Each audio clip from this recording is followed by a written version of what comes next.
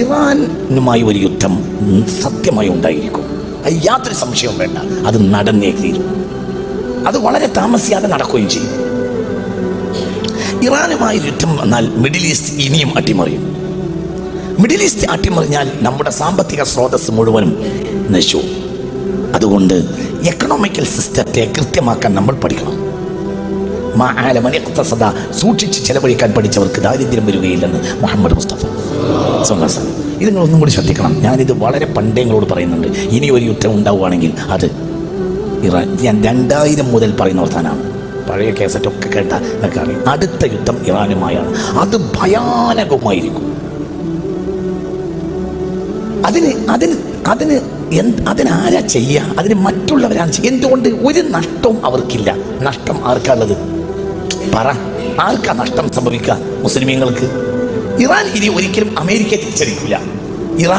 Iran തിരിച്ചടിക്കുകയാണെങ്കിൽ തിരിച്ചടിക്കുക എങ്ങനെയായിരിക്കും?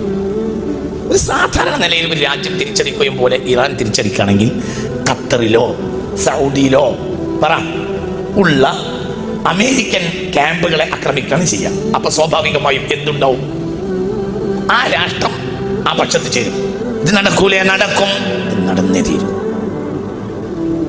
ഇറാനുമായി യുദ്ധം അനിവാര്യമാണ്. അത് നടന്നേ തീരും.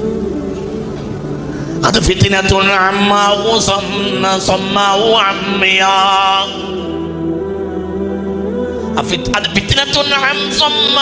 അമ്മിയാ. അത് കണ്ണില്ലാത്തയും കാതില്ലാത്തയും യുദ്ധമായിരിക്കും. മനുഷ്യരാശി ഇന്ന് വരെ കണ്ടതിൽ വെച്ച് വലിയ യുദ്ധം സംഭവിക്കും. അതിന് ഇനി കാലതാമസമില്ല.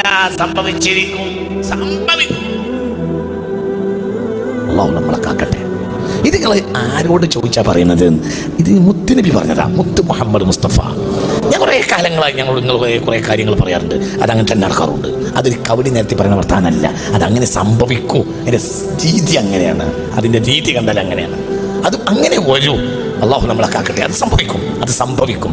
സംഭവിച്ചത് കഴിഞ്ഞാൽ ഇനി മിഡിൽ ഈസ്റ്റിൽ ഒരു യുദ്ധമുണ്ടായാൽ ഒരിക്കലും എക്കണോമിക്കൽ സിസ്റ്റം നേരെ നിർത്താൻ കഴിയൂല.